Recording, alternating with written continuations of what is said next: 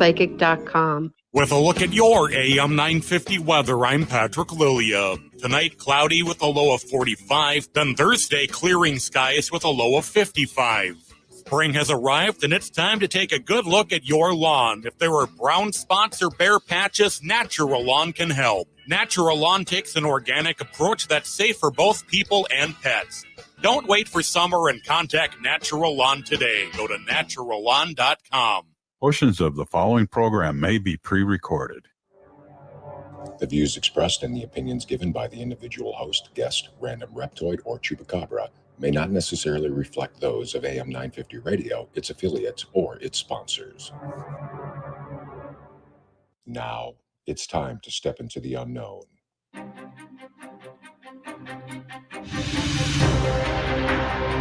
There are things people experience but never talk about. A shadow moving in the corner, flickering of the lights, a disembodied voice. We invite you to talk with us.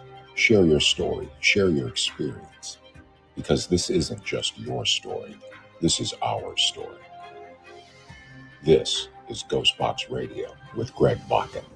And this is GhostBox Radio on AM 950, where every night we talk about the paranormal, ufology, Bigfoot, and so much more. My name is Greg Bakun. Thank you for joining me tonight on this Wednesday night as we're about to talk about reptilians, which is something that I've been wanting to talk about for quite some time. Speaking of reptilians, over at the station tonight, we have Adam. Adam, how are you doing?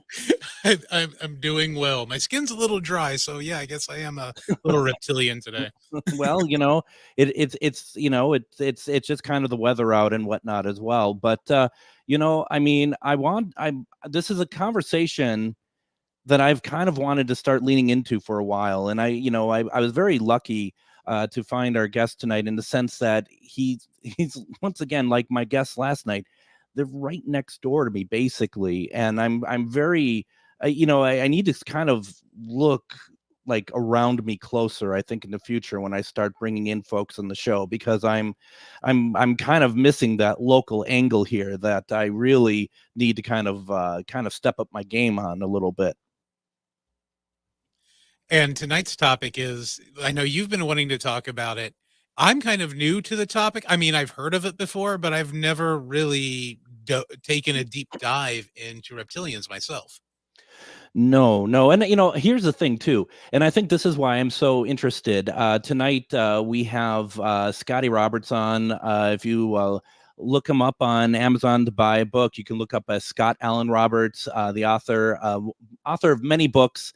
But what we're going to be talking about tonight, primarily, unless we decide to talk about any of his other work as well, is the secret history of the reptilians, the pervasive presence of serpent in human history, religion, and alien mythos. And this is something that I am, like I said, I'm very interested in. There's a lot that I don't know of. Matter of fact, I would say, Scotty, that I actually really don't know anything about it at all, apart from the fact of, like, how cool would it be if there's reptilians walking amongst us? And that's not really what this book is about, though, is it? It started off being that way. Writing about, my publisher said, I wrote the book, The Rise and Fall of the Nephilim. And he said, he came back to me, and that was my first book with them, New Page Books. Mm-hmm. He came back and said, what are you going to do for a follow-up? And I was just happy to be on board. And so I gave him some topics. And the one that he settled on was, can you do something on the reptilians? And I said, yeah, I can do something on that. I know a little bit about it. So I researched it up a bit. And the book really started out as an expose on the reptilians in culture, in history, as the subtitle of the book says, in religion, alien mythos, historical record. And I started looking at that. And the more I dug into it, I started getting into, about midway through the book, you'll find that there's kind of a click over, because I go through a lot of the history, building the mythology part of why we have these stories. And then I went into talking about Freud and Adler and psychology, and why they say we have a need to believe the things that we believe. And so it became a book that really started exploring why we believe the stories and what they mean to us, more than it was laying out facts of, the blood types or the Rhesus monkey or whatever, and all of that stuff. So Absolutely. And, I think one of the things I find very interesting is, I like how you broke up the book into different parts. And it makes it so you can kind of be able to see where you kind of, and far as I'm concerned, see where I want to go when I want to read about stuff and maybe go back and read other things. What kind of, you're talking in here about a lot of very interesting pieces of history here, and mythologies that maybe some of us may not be familiar with. Do you think we need to read up on other things before we would read a book such as this one? I don't think so. I make reference to a lot of things, but I also have an extensive bibliography in the book where if I mention something, you can look it up. It's usually annotated, and there's footnotes that say, go look this up. If you want to find out more about this, here's my source material. But I try to be very simplistic is not the word, because I'm not trying to address simpletons. That's not the point. Right. The point is to speak it in as simple language as possible, express what I know, my source material, and try to talk our way through it. Why does this exist? Why is the mythos even there? Where does it come from? Where's it going? Why do we believe it? Et cetera, et cetera. And I do want to let people know, if you have any comments or questions for Scotty, you can put them into the comments. You can also call in 952-946-6205. That's 952-946-6205. The Dead End Collective, who I know says the book is not a direct DNA explanation of where and how the reptilian archetype fits in. So that's true. So then what is it then that we are reading here? Well, you're going to find out first a little bit about where the stories began, the mythos, and I'm trying to decide where I want to start this, because I can talk about the history of it, why it exists. You can start going back into the Anunnaki, the Anu culture. You can start talking about Enki, Ea, who is known as Enki, Ea, Enki, also known as Ea. And you can find out why it came from him, how it extended from him, how it extended it into the biblical story of Genesis, is a parallel to it, or some would say a plagiarization of the old story of Enki and Atrahasis, one of the gods or kings, the Anunnaki, and so on. That story parallels the Edenic story in Genesis. So you can start there by looking at the history there. I think I started somewhere in the beginning of the book. I talked about how I had gotten a letter or a phone call from a woman who said, I think it was an email, because I don't recall actually talking with her, but she was telling me the story of her reptilian story, because I had put it out. And I wrote this book back in 2012. And so I had put it out to my social media at the time. Hey, if anybody's got a good story or an account about the reptilians, contact me. Let me know. Here's my email. And I started getting stuff coming in. And this woman's story was intriguing. And she told a story, as I'm reading it, of she used to have a reptilian alien that would come and visit her. And she started out sounding very articulate. And the more I read her account, the more I thought, oh boy, what's this lady smoking? Because she talked about this reptilian figure that would come. It was once a week or something, every Tuesday night or Thursday night. And it would come through a portal in her bedroom closet. And then she talked about how he would talk with her. And then she started talking about the scent of his skin. He was like cardboard, the smell of fresh cardboard. You snap it and you can smell that, but mixed with cinnamon a bit and spice and all of this, and how that the texture of his skin, the scales were smooth. It was like silk. It wasn't scaly.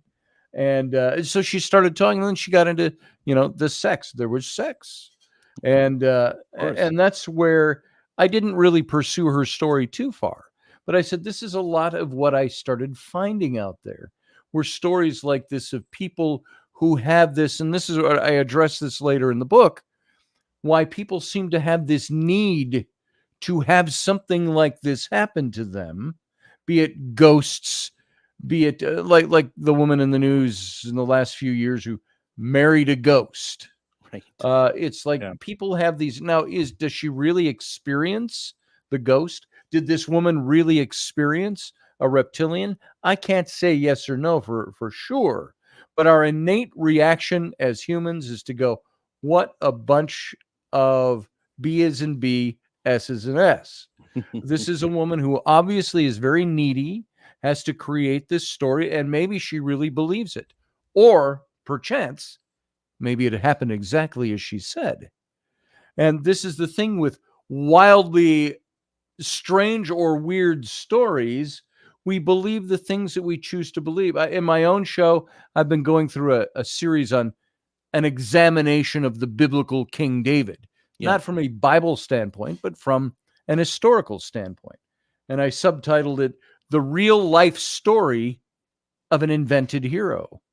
And it's sometimes we believe the things we want to believe because they bolster what we need to believe. But then again, maybe sometimes it's exactly what we have believed all along, even though we want to try to pull it apart. So that's where, for me, the beginning of this book came from, was examining, all right, where did this legend start or this mythos start? What was the source point? Why do people believe it? It's interesting because it's like sometimes you feel like if something is too good to be true, sometimes it can be, though. Exactly. And I think that's what throws us off our game a little bit as well. Kind of not delving into the book exactly yet, but Kyle had a question and he's just like, I'm deathly afraid of snakes and really not much else. Why are so many people so disturbed by snakes more than really any other groups in nature? Additionally, those of us that feel that way for no obvious reason, is this our subconscious that knows or remembers something? Basically, he's pointing to like race memory or something like that. What are your thoughts on that? Because I want to kind of a follow up to that. Kyle, I'm right with you there. I asked the question, and I asked that same question somewhere along in the book. I couldn't tell you where exactly in the book it is, because it's been a long time since I've read it myself. But I asked that question, the fear of snakes that we have, that there is an innate fear of them. Is it because we are products of evolution? And in lower forms of primate species, were we, afraid of the predators, snakes being one of them? Is that it? I'm afraid of snakes, but I'm also afraid of lions. If I'm out in the wild, I'm afraid of bears. I think they look cool and cuddly and furry and would look great flattened out in front of my fireplace. But I don't want to encounter one. So we have these fear of things. The reptilian connection to that, I think that there is a distinct possibility that there is something with the reptilian factor that links to something in our subconscious, perhaps a genetic subconscious. But these are the things, when we start talking about this, Kyle, these are the things where we have to start speculating, because we have absolutely no idea if that's what's true or not. We can ask the same questions about God or religion. Why are certain religious people afraid of hell?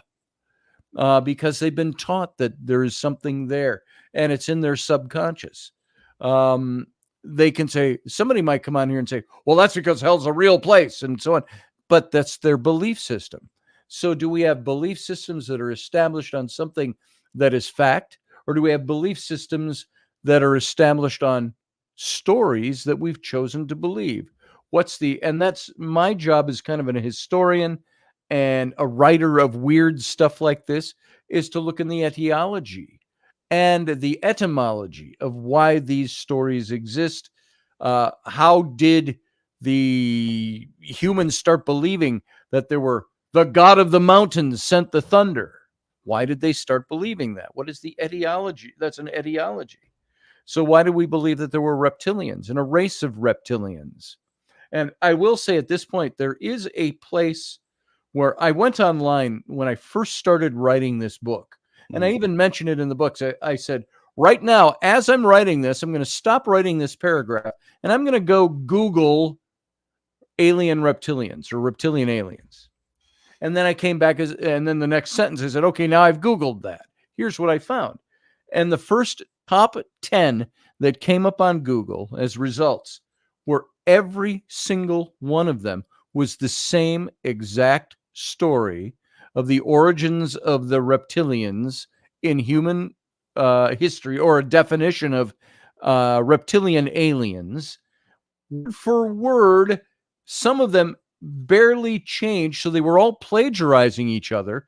The problem was none of them had a source point or source material. None of them stated a source material. You could take some of this back to Zecharia Sitchin talking about reptilians and the Anunnaki. But there was no source point. So I found that was almost a useless effort, was looking up, just trying to Google, our Library of Alexandria, our digital Library of Alexandria is the internet. Yep. And you Google something and you come up with the top 10 having the same identical thing and all different websites not connected to each other. They all copied that from somewhere and probably all believe that that's the way it is. Try it. Try that experiment yourself. Type that in. Absolutely. You come up with. Absolutely. I got a question. I have some showing up here in the comments, but I think what I'd like to do first, why don't we take our first break? When we come back, we got some more questions for author Scotty Roberts. We are talking about the secret history of the reptilians and anything you want to talk about in that realm. Or if you have been reading his books and you have questions about anything else he's written about, you're more than welcome to bring that into the conversation as well. You're listening to GhostBox Radio on AM 950.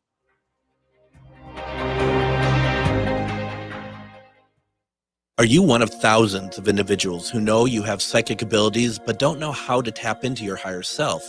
Refined Divine is an extremely gifted psychic medium who offers classes that can help you reach your goals. Refined Divine holds classes Monday and Thursday at her 2 locations and via Zoom. Classes consist of manifestation, learning psychic abilities, shadow work, and healing trauma. Refined Divine has helped thousands, and she can help you. This is Psychic Medium Deb. You can go to refineddivinepsychic.com. Did you know that spiritual awakening is not all love and light? Surprise! Inner demons, ego deaths, and tower moments are on the horizon. But while life might hand you some harsh lessons, we've got the antidote to soothe your weary soul. Why not try a dragon's blood bath or schedule a Reiki aura repair? With books, herbs, talismans, candles, and more, we put the Shazam in shadow work. Visit Magus Books at 1848 Central Avenue Northeast in Minneapolis or magusbooks.com. Greg Bakun here. Like you, I love good, fresh, delicious food. So I want to tell you about this treasure in Roseville called Maverick's Real Roast Beef. Maverick's has the best roast beef sandwiches I've ever had. Made fresh every order. Add fries or onion rings dropped in the fryer when ordered, and you have a winning combination. Maverick's Real Roast Beef has a lot more than roast beef, so check out their website, mavericksbeef.com, or check out their restaurant on Lexington in Roseville. If you own a holistic or metaphysical business and are looking to expand, then you need to be listed on metamorphosisconnections.com. It's a network where you can grow with like-minded practitioners and reach new clients. Metamorphosisconnections.com is an online directory you need to list yourself and your business. Our platform makes it easy for you to create listings of your products and services, and you can also choose to list your classes, events, and so much more. Metamorphosisconnections.com helps you create weekly and monthly promotional ads targeted towards your potential clients and promotes them for you via social media and newsletter. There are clients searching for your specialty right now. Let us help them find you. Start your listing today so you can share your own unique gifts and talents by finding the level of membership that best fits your needs. Let us help you reach your clients that are searching for what you do.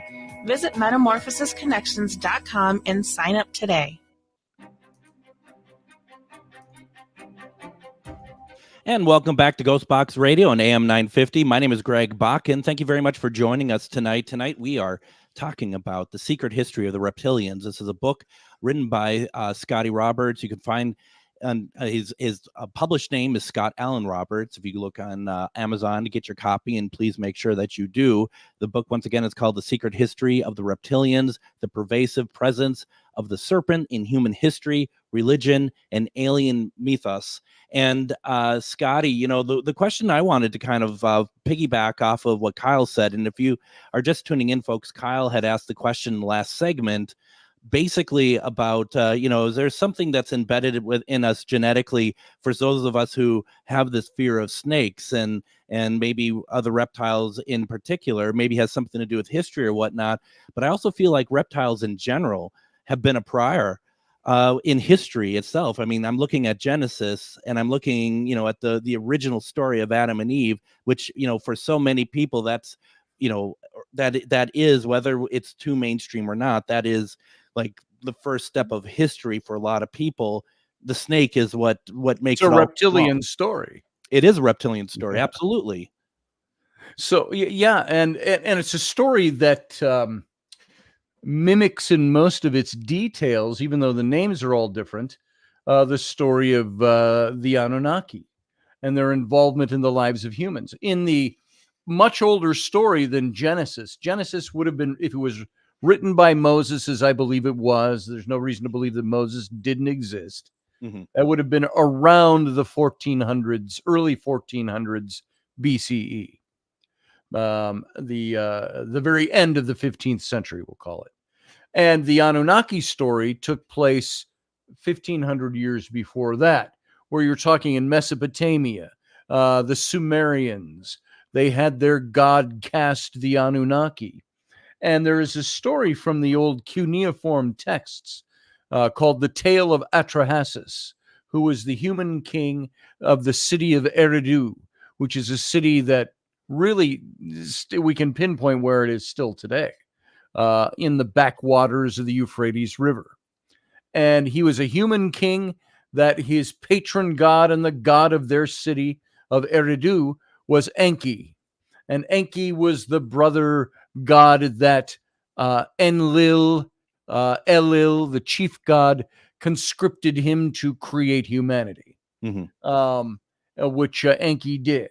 And then further down the line, and by the way, in the story, here's where you'll start seeing comparison already to Genesis. It says, Enlil, the chief god, says, create man to do our work for us. We need men to dig our canals, mine our resources, till our gardens or our crops, and do our work for us. So Enki makes humankind.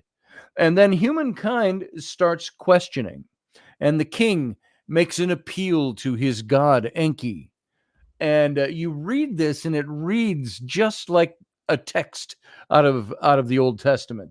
Mm-hmm. And Atrahasis prays to Enki, known as Ea, and he says, bend your ear to your servant Atrahasis, and hear our plight, O Lord, and deliver us from bondage to the gods, the Anunnaki. And it says that Enki heard his cry, came down, and he and his followers, they helped the humans fight against the Anunnaki and win their freedom. And for this, Enki is cast by Enlil into the subterranean caverns of the earth to dwell forever, or the hell of the earth. And Enki actually didn't come down. He came up out of the great Abzu. When he was called up, he lived in the underground sea. And the Abzu was a place where he dwelt, and it was called the Sea of Serpents. Mm-hmm. The Marsh of Serpents, the Serpent's Marsh. I don't know if you've ever heard this before. No. But I write about this in the book where, according to the cuneiform texts, Enki, Ea, dwelt in the Abzu, the great underground sea. He would come up and boat with his boatmen through the Serpent's Marsh, which was known as Enki Ea. It was known as Ea's Den. Or if you water that down, you've got Ea Den or Eden. And so you've got Enki in Eden. And Enki, whenever you see symbols of him, he's holding two snakes. And so there's the reptilian connection. Yeah. And he comes and he aids the humans in learning the forbidden knowledge of the gods. And by gaining this knowledge, humans have elevated themselves and they break free of the bondage of the gods. And Enki Ea, of course, is punished for this.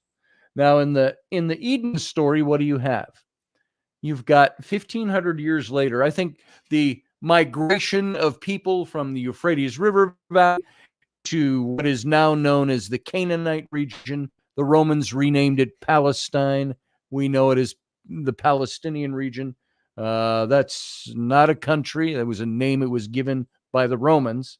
Mhm. And but in Canaan, they migrated down there, and they took the name, the chief god, Enlil, Elil. They changed it. That became, in the Hebrew tongue, it became El, was the name for God. Where you get Elohim, El Shaddai, El Elyon. The name of God was El.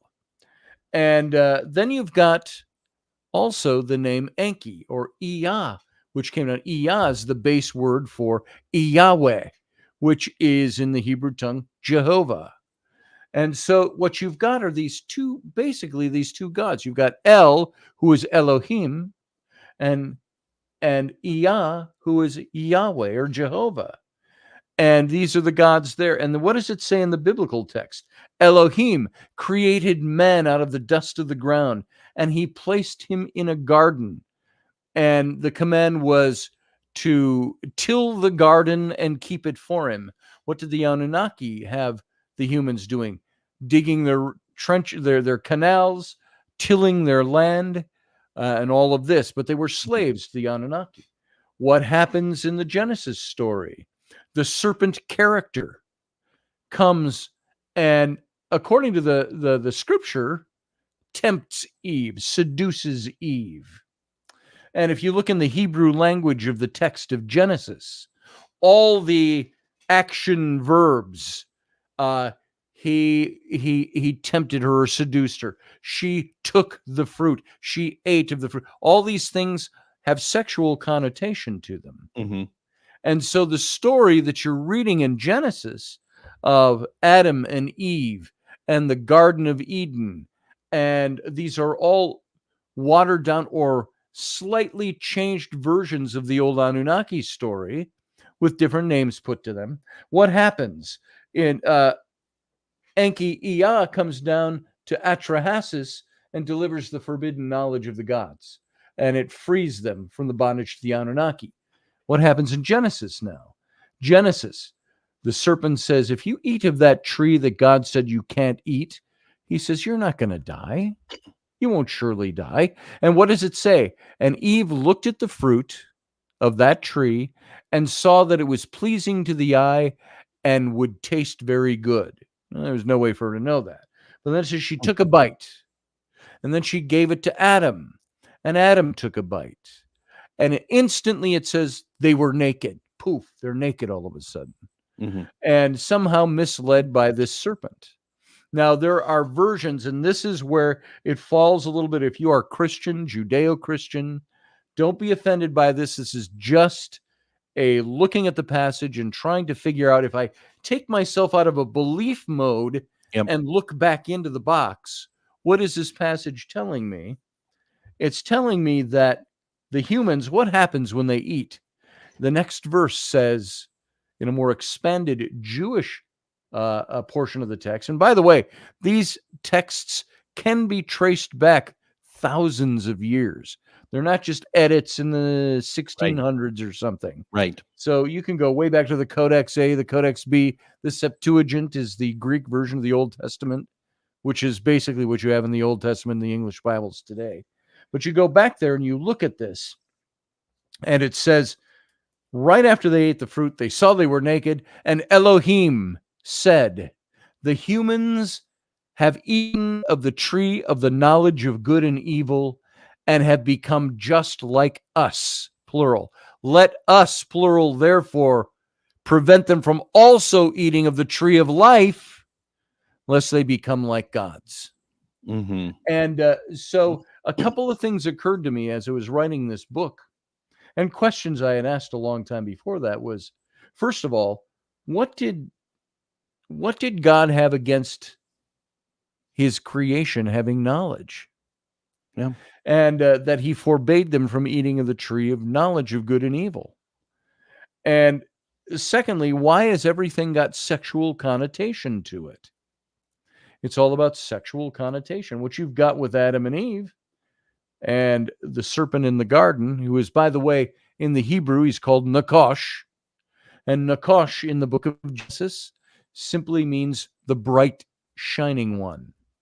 And you find him later in the Old Testament when Moses, the people are sick, they're being bitten by serpents. Moses creates a brass serpent, raises it on a pole, and whoever looks at that serpent would be healed. This is what God tells him to do. First of all, God sent the serpents because I'm so pissed off at these people, I'm going to send serpents to bite them. And they'll all die. And they start dying. They plead to Moses. So God says, so now raise a bronze serpent on a pole, and if anybody looks at me.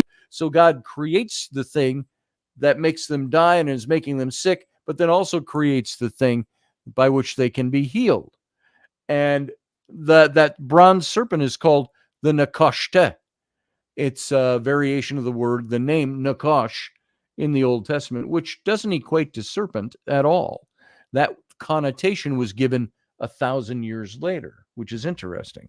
So you see the comparisons between the Anunnaki story and the Genesis story. And so you have to ask the question, which came first and which is the right story? Or are they both just versions of a prototype story, of an original story somewhere that we don't know what the actual original story is? Well, and I had wondered, very interesting. I'm sorry to interrupt. I was just wondering. I was wondering that myself, because it's like, we know through history things get changed by word of mouth going down the line or whatnot. But what if that was the case? If you could say that's the case between the Anunnaki story and the Genesis story, we wouldn't necessarily have the Anunnaki story then, would we? I mean, you know what I mean? Where they both kind of exist pretty clear. They exist hand in hand, but one came before the other. Yeah, if you went by who came first, seniority, it's the Anunnaki story. Right, exactly. The Canaanite peoples changed the Anunnaki story to fit their stories. So were Adam and Eve the real characters? We do know that Elohim comes from the name El. We know that Jehovah comes from the name Enki-Iyah. And so that they borrowed those names, or were those the same names and they just gave them the other characters different names? It's an etiology. It's an explanation of why things are the way they are. And by the way, I saw Joshua Dixon in your chat room says, I don't believe in organized religion. Well, neither do I. That doesn't mean the object of organized religion is wrong or false or non-existent. I have as much problem with somebody who says the Bible is all myth and therefore shouldn't be listened to or read or anything or believed, as I do with people who oversimplify and say it's all true exactly how it's written. Yeah. So I think we have to use our common sense. We have to use maybe it's our uncommon sense. Because it's not what everybody really believes. But you have to look at these things and start thinking about them, and then look at history and see how history fits in. Look at anthropology. And I've always said about any text, the only way to understand an ancient text is to put yourself in the place of the author who was writing it, in the times he was writing it, who was his audience at the time he was writing it. Most of these texts weren't written for the ages. They were written for the people around them. And so what would those people have understood? And why does that story exist in the first place? And it had nothing to do with what we think we believe. Well, and I agree. I mean, I think that's kind of the first thing when I do see Joshua say that I don't believe in organized religion. I don't put those stories as part of that, because that, to me, in my mind, from what I think what we consider as organized religion today, that's after the fact of these stories of this history too. Yes. So I guess I would agree with you that this is something that, it's there's a history to it, that it shouldn't be just kind of like blindly washed out either, Right. because I there's agree. something to be learned from it. Yes. So I'm just trying to see here real fast, because there was a Yeah. couple things here in the comments. Let's see here, getting back a little bit to reptilians in general. Emily had said many of the stories I've come across tend to paint a picture, if I could Yeah. read, a picture of malevolent race when it comes to the reptilian race. What has your research led you to? Okay. I can tell you specifically on that first of all, you can find no evidence whatsoever, just like for portions of faith stories in the Bible, you can find no proof that a reptilian race ever existed. Mm-hmm. You can find no proof that there were good guys and bad guy reptilians. One of the stories, and something you're referring to, Crunchy Soap, is that there some of the stories say that there was a terrestrial race of reptilians and an extraterrestrial race of reptilians, and that they came down, they fought with the terrestrial race, they won, and that they are still here, and that they're the ones that are governing affairs behind the scene. You know the old stories. Queen Elizabeth has a zipper human suit that she puts on over her reptilian form. Not anymore. Not anymore. Yeah, she's dead now. But what I find really interesting about that is when I wrote about the Nephilim, I went into the book of Enoch. And Enoch, if you have not read it, it's not part of the canonized scripture that you'll find in a regular Bible. But if you get a Catholic Bible, they put it in the apocryphal books. The apocryphal books were the books that all these bishops back in the 300s to 400s, 500s decided needed to be as the canon of scripture. That's how we ended up with the Bible we have. And there were certain books. The mandate that was given by Constantine at the time was, I don't care what you end up with. He says, it just better damn well be unanimous. Mm-hmm. He says, you need to have unanimous decisions.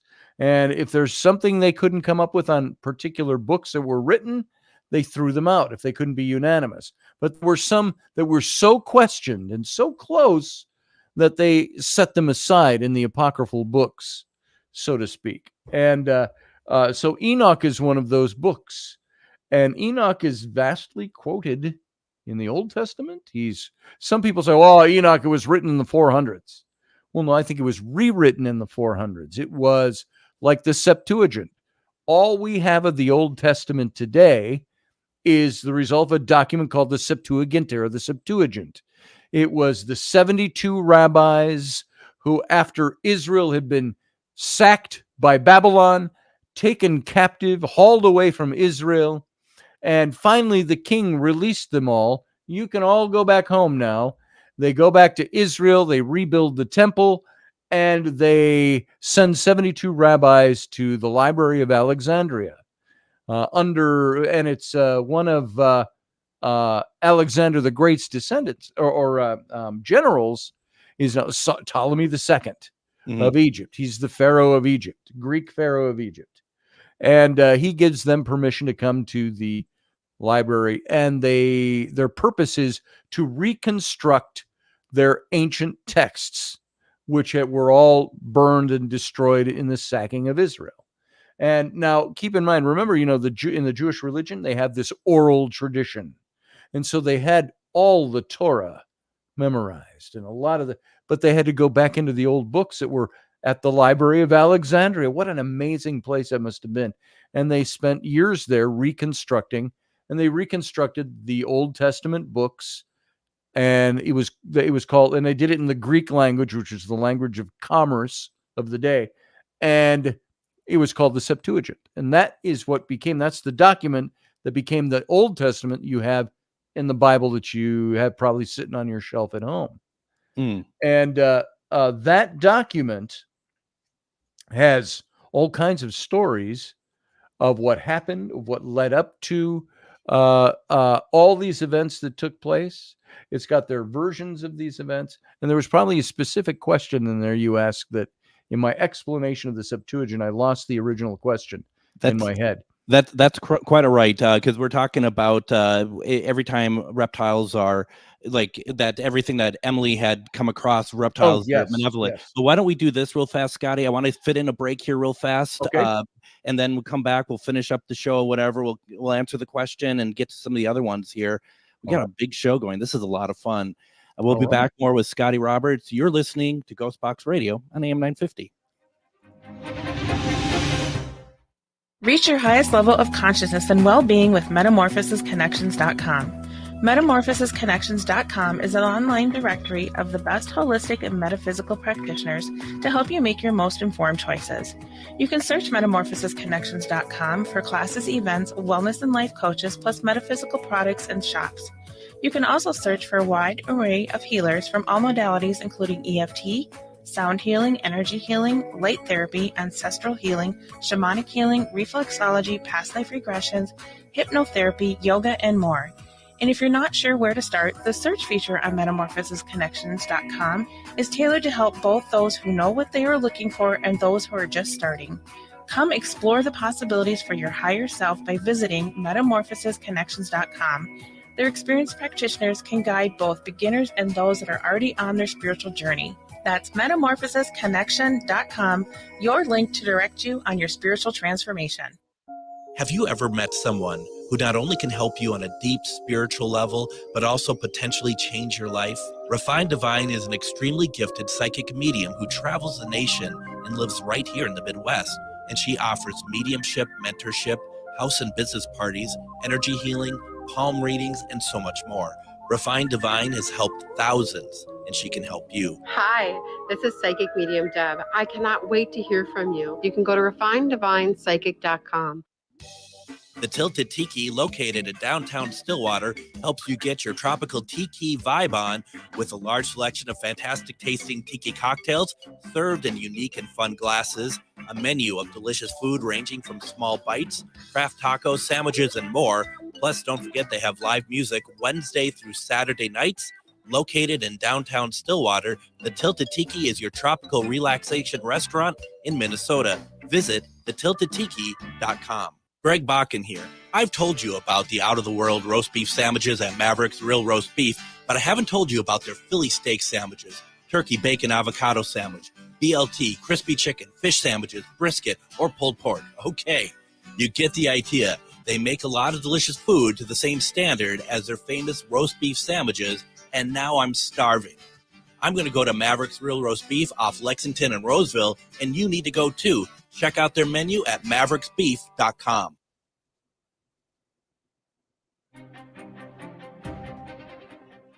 And join me tomorrow on GhostBox Radio with Greg Bakun. We are going to be replaying an episode that we had in January. We're going to be talking with Mr. Zero. He is all about pop culture and stuff. And when we talk to him, I don't think you could get further from the conversation that we're having tonight. We're talking about not reptiles, but we're talking about monkeys. In fact, the monkeys, as Mr. Zero had spent a considerable amount of time with a couple of the monkeys. And we just kind of took a break from the paranormal that night, and we talked a lot of pop culture. It's very interesting. Mr. Zero's is actually right next door to Maverick. So definitely give that a shot if you're able to tomorrow night. And then, of course, I'll be doing Myth or Mystery tomorrow here on GhostBox Radio with Greg Bakun's Facebook page. And we will, as always, take a look at some videos that everyone can vote on, whether they believe is myth, mystery, or unknown. So we are talking with Scotty Roberts tonight. We're talking about his book, The Secret History of the Reptilians, the pervasive presence of the serpent in human history, religion, and alien mythos. And it's just really interesting because we kind of been talking also just about the imagery of reptiles in history, Yes. and what they mean. And I think what's really interesting about that too is, like, I just think about you spent the last 45 minutes having these very deep, strong conversations of history that are so well articulated. So forgive me when I say this. I go back to the sci-fi series V, where they rip off their faces and they're all reptiles. That's right. And I know you're just like, you have just taken everything I just said for last hour and just diminished it. You It know, all I mean, boils down to V. it all boils down to V, because that's, I mean, everyone seems to have something against, reptiles. Like, we look at reptiles. I mean, we look at reptiles as actually very frightening, I think, because I think you and Kyle were really on something earlier in the program. Well, especially the Gorn from the original Star Trek series. That too, yes. Yeah, that was terrifying, that costume.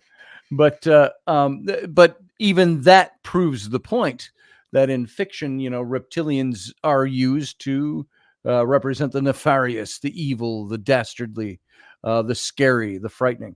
And what is I don't know what that was. I knocked something over. Sorry for the odd sound. Paranormal. But all through history, we've got all these different types of reptilians that we see. We see it in the Chinese dragon.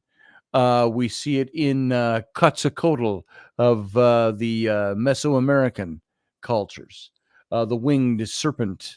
We see, and by the way, the both being kind of happy creatures. The Chinese dragon, that reptilian figure, is not a frightening character. He's meant to be terrifying to the things that would be against us. Yes. He was for fertility and happy crops and happy life and all of this. And so the reptilian, you see the reptilian factor all through history. And then you see it in the mythos that we have, the alien mythos. This is where V comes in, and things like that, is that we have these alien reptilians that supposedly have taken us over, and they're working the world behind the scenes, which is why I kind of lapsed into when I was talking about the book of Enoch. Yeah. Enoch, when I wrote about the Nephilim, Enoch, I had people asking me questions about the Nephilim. Well, what about evil spirits and things like that? Is this part of that whole reptilian factor, that evil factor that's behind humanity? And the book of Enoch talks about how when what we know as the flood of Noah, without getting into the details about all of that and how it fits in, the whole story of the Nephilim and the Watchers, which are equated to the Anunnaki, how the story of these characters is inextricably linked to the prelude of the flood of Noah, and that the flood of Noah was supposed to wipe out this race that had been created in Eden because there's a theory, the serpent seed theory, which talks about how Nakash, the serpent character, is one of the Elohim, and he impregnated Eve, and Adam also impregnated Eve, and she bore twin sons. Yep. One was of the blood of Nakash, the other of the blood of Adam. And if you think that's a medical impossibility, it's not. There have been women, medical record more common than you think, twins that are born of two fathers. And so the interesting thing about this is that the whole Old Testament is the story of this separated seed, that there is the seed of the humans and the seed of Nakash. And how that, believe it or not, the coming Messiah, the Christ figure, the whole story of the Old Testament is the separation of mankind by that seed and the attempted wiping out of that hybrid race with the flood, how they still existed. It says in the Nephilim were on the earth in those days, and also afterward it talks about. And if you notice one thing, I don't want to get this too jumbled in my explanation, but you look at like Christmas time, what do we hear all the time? Jesus came, he is the Christ, he is the Messiah, they say. And he is the one who is one of us. And what was the message in the Old Testament? The Messiah must come. He would be what the Jews referred to as the kinsman redeemer, the one who would be one of us redeemer. And they keep saying that over and over and over again, all through the Old Testament, through the genealogies, those boring chapters, all of that. Why? They're obviating the opposite, that something other than somebody who is one of us is out there. And so it's saying the Messiah must come from the line of Adam, not the line of Nakash, Right. and which was the line of Cain. Yes. And so you've got the destruction, but then it says the destruction didn't take place. And it says that all those spirits that were killed during the flood will be forever on earth, the evil spirits that haunt and torment mankind on this planet. Now, that's what the Book of Enoch says. So is that the reptilians fit into that same story, the same type of being that operates from behind the scenes? So it's very interesting. It is very interesting, and I mean that's the thing about it is like it's and I think what your book is doing, which I think, you know, once again, folks, please go and buy the book, because as you can see, just in our conversation, The Secret History of Reptilians, you're getting a larger history lesson here. You know, Yeah. you're getting something that might actually help put some pieces in place for a lot of different things that you may have always wondered about, unless people took, which so be it if they did, took it all at face value. If they're like looking at scripture, like, you know, Bible scripture or anything like that, you know. Yes. Very interesting. Let's see here. Just seeing here when we were talking about the Queen Elizabeth being a reptilian. Yeah. Emily says that she didn't die; she just returned home. So there's that. I mean, there is that. Well, she's like Doctor Who, and she morphed into somebody else. She regenerated, Regenerated. and she is actually now King Charles. That makes no sense, actually, when I say that out loud. That's embarrassing. Well, you know what is also interesting about all of that is that the Anunnaki, it says that the Anunnaki was the tribe of the Danu, or the Anu, and that they went from north of Israel, northern Mesopotamia, and migrated east or west over to, and ended up as the great European royal families are rooted in the Anunnaki. And the Anunnaki inextricably linked with the reptilian stories. And so this is where that all comes from, that Queen Elizabeth was from one of the royal families that was founded a long time ago. Right. And so it's very interesting. Even the Irish, they have their story of the Tuatha De Danann, or the Tuatha De Danu.